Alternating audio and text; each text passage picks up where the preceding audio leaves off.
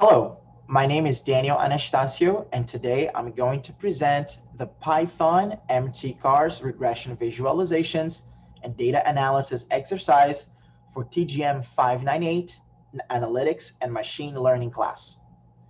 I'm going to analyze the relationship between an independent variable, weight of cars, versus a dependent variable, miles per gallon, of cars with different features, which I will call a third variable.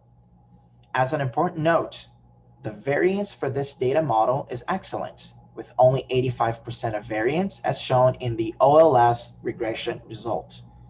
This means that the uncertainty in accuracy between the variables used in this analysis is of only 15%, which is considered to be low. Let's get to the analysis.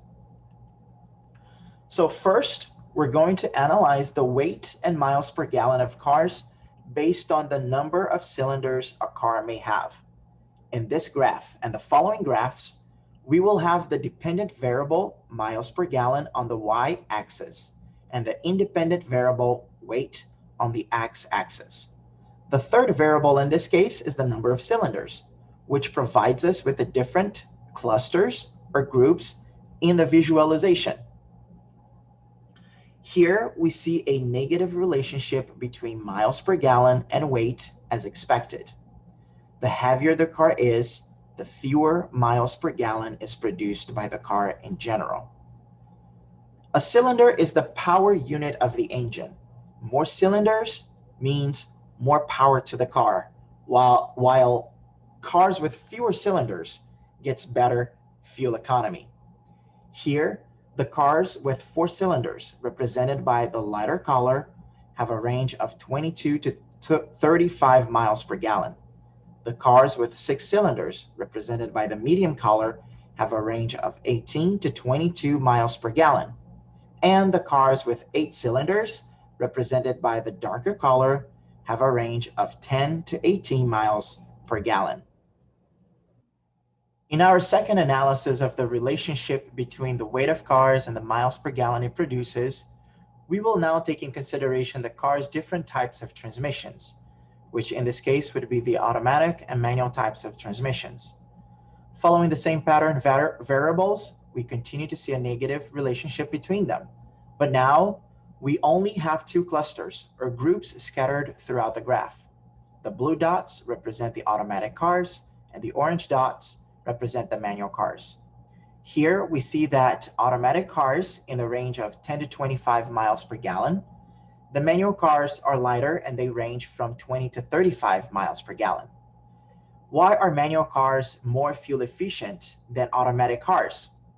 According to research, the major reason why is because there is no slop in manual transmissions. You put the car in gear, take your foot off the clutch, and the car is locked in that gear until you remove it. Automatic cars, on the other hand, use different fluids that causes transmission to slip when you're stopped at a light to prevent engine from stalling. And these same fluids harm mileage at higher speeds as well. Also, lighter cars, such as sedans and hatchbacks, tend to be cheaper than heavier cars like SUVs, luxury, and sports models. Therefore, they will have manual transmissions because it is much cheaper than the complex automatic ones.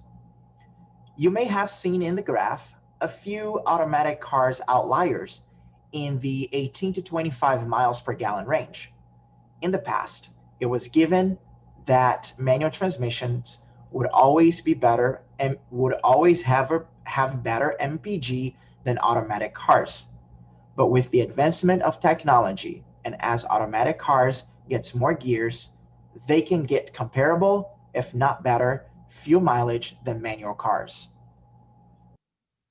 In this third analysis, we will take in consideration the different gears in the cars and how they are related to the car's weight and overall fuel efficiency. Although the relationship of the primary variables continue to be negative, there is a significant mix in the 3 different clusters of gears provided in the graph. Let's look at it. The first cluster, titled as Gear 3 and represented by the lighter color, fall within the range of 10 to 20 miles per gallon. The second cluster, titled as Gear 4 and represented by the medium color, fall within the range of 17 to 25 miles per gallon, with a few outliers in the higher MPGs. And the third cluster, titled as Gear 5 and represented by the darker color, fall within a broad range of 15 to 30 miles per gallon. It is no surprise that the lower the gears, the higher the RPM in the engine. RPM stands for rotations per minute. The higher the RPM, the more torque the engine produces to move the car. To generate more torque, the car consumes more fuel. Heavier cars will usually drive in lower RPMs because it needs more power to get started and moving. Higher gears, on the other hand, are usually used on highways and freeways, with very minimum repetitive braking and stopping of the car. This continuously driving in higher gears require less torque from the engine, and consequently, the consumption of fuel is less. You can see a few outliers in the 4-gear cluster with higher than normal MPG. The amount of gear a car has doesn't necessarily mean it will consume more or less fuel. A specific car with 4 gears can be as fuel efficient as a car with 7 gears. The outliers we see in the graph are very light cars, which can also be a key factor of fuel economy. It all depends on the driving habits, the weight, and the RPM ratio of the car. In this fourth and last analysis, we will analyze how the different numbers of carburetors can affect fuel consumption in a car. The relationship between the number of carburetors and a car weight is positive, and the relationship between the number of carburetors and a car's miles per gallon is negative. As seen in the graph, the number of carburetors a car has can vary from 1 to 8 carburetors. Carburetors are engine devices that mix air with fuel for a proper internal combustion. The more carburetors a car has, the more engine combustion it will generate. But since more carburetors suck in more air into the engine, consequently, more fuel will have to be used for a proper air-to-fuel ratio and combustion.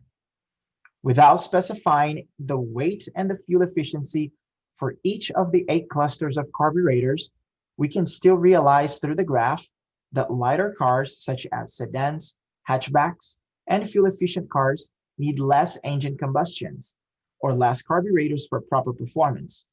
On the other hand, the engines of heavier luxury or sport model cars will usually carry higher numbers of carburetors for performance or for stator purposes. Consequently, these cars will not only generate more combustion, but also be much less fuel efficient. In the graph, you will only see one vehicle in the 8 carburetor cluster. This car could be a V8 American muscle car, which isn't necessarily the heaviest car, but because the engine generates a ton of combustion, it is still grouped with the cars that are not as fuel efficient. I would like to thank you for watching this video, and I hope you have enjoyed this Python regression visualization analysis for the MTcars dataset. Bye.